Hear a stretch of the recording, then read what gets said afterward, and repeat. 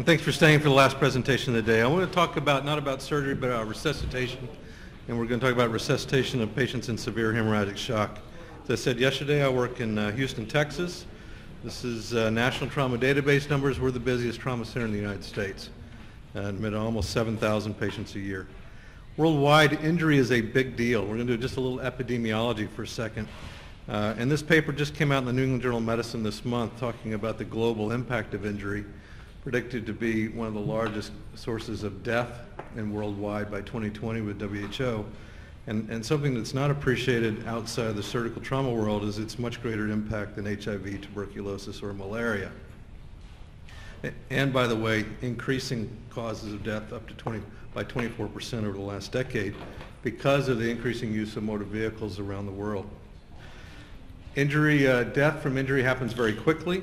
You can see the slope of the curve there, and these are deaths over a decade in our center. And most of the deaths occur by 6 to 12 hours after admission and very little after that. Bottom line up front is that I think crystalloids, and the data would support this, crystalloids increase multi-organ failure, crystalloid resuscitation increases death, crystalloid increases edema. A balanced resuscitation decreases all those, decreases blood loss, and improves outcome. And time is critical. This is why at the end of the presentation today, I'm going to make the plea that we use dried plasma instead of fresh frozen plasma. Just to talk about crystalloids for a second, you can't find a paper, I can't find a paper that says more crystalloid is better for your patient. Every time this has been studied in a prospective randomized fashion, going back 25 years now, less crystalloid is better for your patient. So if you think about resuscitating your patient, and we all have been taught to reach for crystalloid instead of plasma or platelets or red cells, you know, that's not really supported by the literature. It's pretty interesting. To include papers as recently as a couple months ago in the Journal of Trauma where a crystalloid to red cell ratio, so looking at the amount of crystalloid patients were given using crystalloids as a surrogate for bleeding, was a highly predictive outcome for mortality, multi-organ failure, ARDS, and abdominal compartment syndrome. If you look at how resuscitation has changed over the last 4 or 5 years, then about 5 years ago, 20 liters of crystalloid was pretty normal. If you think about your last big resuscitation, how much crystalloid did your patient get? 20 liters was not unusual. 15 of red cells, 5 of FFP, and occasionally no platelets. Now at our center, if the patients get more than 3 liters of crystalloid in a big resuscitation, it generates an M&M discussion where the attending surgeon and the residents have to justify why they use more than 3 liters of crystalloid. What we've seen over this time period is a decrease in the amount of red cells given as well. So if you don't dilute the patient with crystalloids, you end up using less blood products, earlier control of bleeding, and less overall edema, organ failure, and improved survival. You remember these pictures. Big edematous bowel. We don't see this anymore. This was absolutely an iatrogenic injury. So the open abdomen has gone away after the first 24 hours or so, and we're able to stop bleeding. I'm going to move through some of these in the interest of time, but this is what we use in our emergency department. We have red cells and plasma in the emergency department. We no longer use clear fluid to resuscitate. Patients that need resuscitation are given red cells and plasma right off the bat. How did we get in the situation where this was even a question? If your patient is bleeding a lot of blood products, if they're bleeding whole blood, why did we ever think giving clear stuff back was a good idea? It's very interesting to go back and read these papers. And the composition of the product, what was the blood product that was described, when was the paper published, and then thinking about why you really order these products. You go all the way back to 1964 and the papers from Shires, Carrico, et al., and read what they wrote as opposed to what we are taught that they wrote. They actually said to give very little crystalloid. If you look at Carrico's paper from 1976 in Critical Care Medicine, it's a great paper to review. It really is a summary of all of their animal and preclinical work, a summary of what they said they think ought to be done. Carrico said give whole blood after giving a liter or two of ringers. Look and see if the patient is a responder or non-responder. If you translate that to today, that's giving a little bit of lactated ringers, then giving a 1-to-1-to-1 ratio, and see if how the patient responds to that, and then go rapidly to the operating room. An important point not to be lost in this resuscitation point is going to the operating room, stopping bleeding. This paper was extremely influential, at least in the United States, on transfusion therapy. Paper by Counts, 27 patients, no control group. And this is the paper that people use to say, don't give plasma, don't give plasma, yet they forgot that in this paper they were giving modified whole blood. Who's given whole blood before in the room? Who's given whole blood? Anybody given whole blood? Yeah, so not very many people have given whole blood. This paper was used to say don't give plasma, but in the paper they were giving whole blood. So if you're transfusing whole blood, you don't need to give plasma on top of that. But that was forgotten. This paper was used to say don't give plasma. And then the paper that was referenced in the chapter 3 in ATLS for over 20 years, 18 patients, no control group, 19 liters of crystalloid, 21 units of red cells, and a little bit of plasma. The summary is that there was no indication for platelet transfusion until medical bleeding occurred, yet there was no real support for these statements. And then if you look in the trauma book by Felicio, Maddox, and Moore in the 2008 version, and this table actually was in the previous 4 versions of these 4 versions of the book, there was no recommendation in the algorithm for platelets or plasma, and you had to turn to the next page and say give platelets or plasma based upon lab data. We know that lab data, though, comes back slowly in these patients that are massively bleeding and doesn't reflect what was going on in the patient.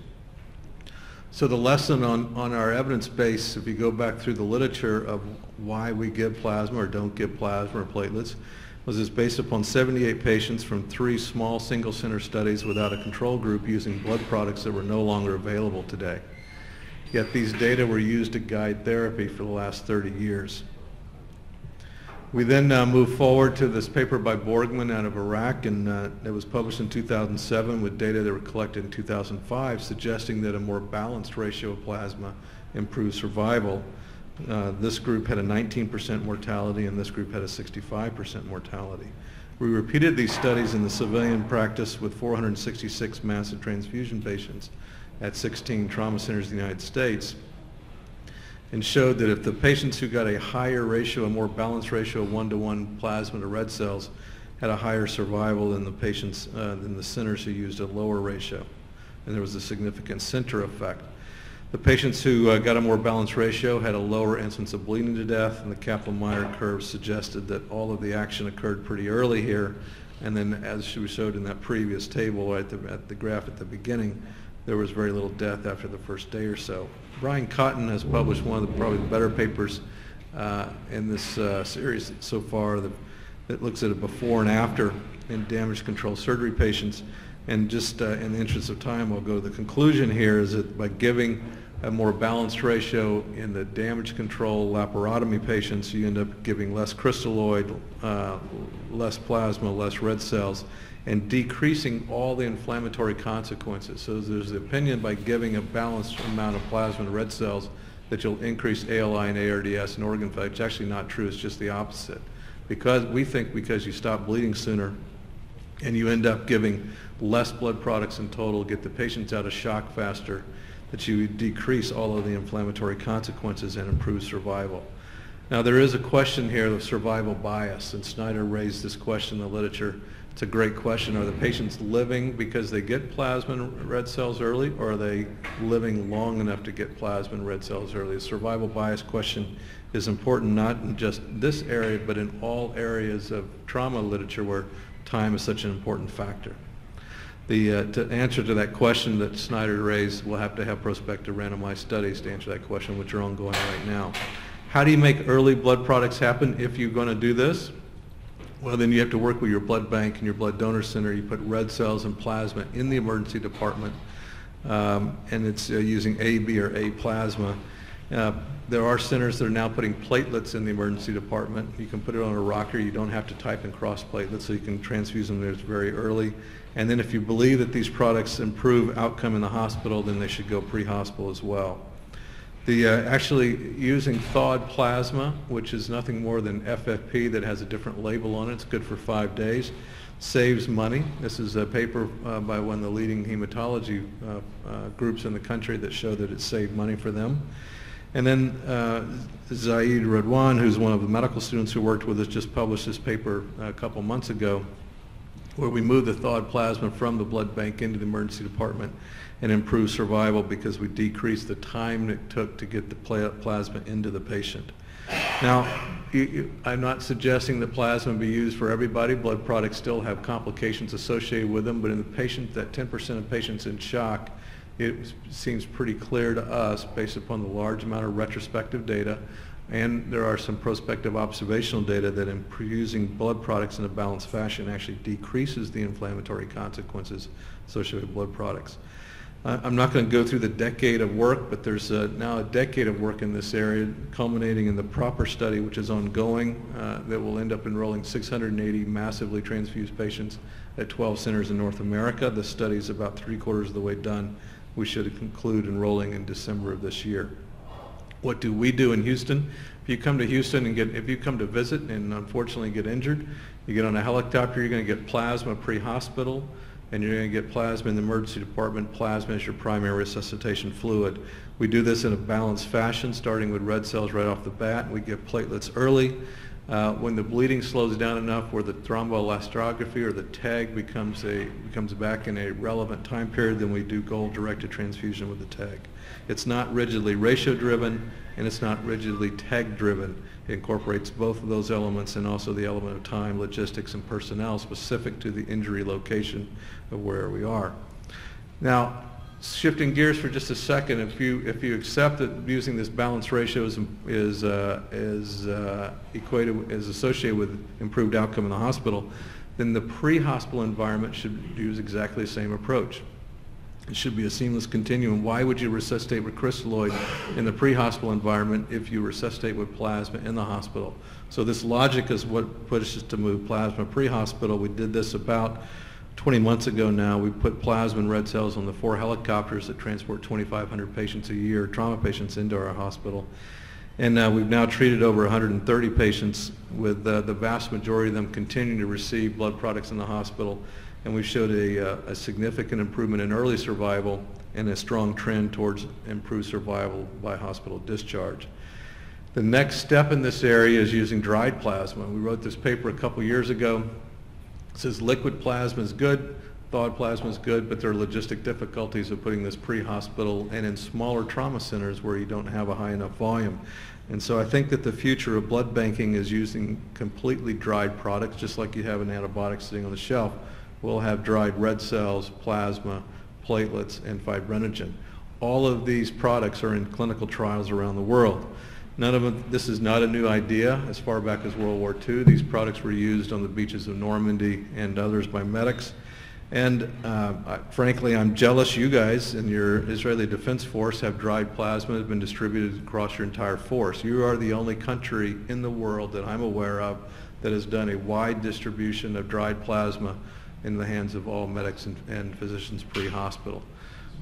There are small groups of medics and physicians that have done this, but across the whole force, to my knowledge, you're the only country. And as I told this group yesterday, I'm jealous of you guys.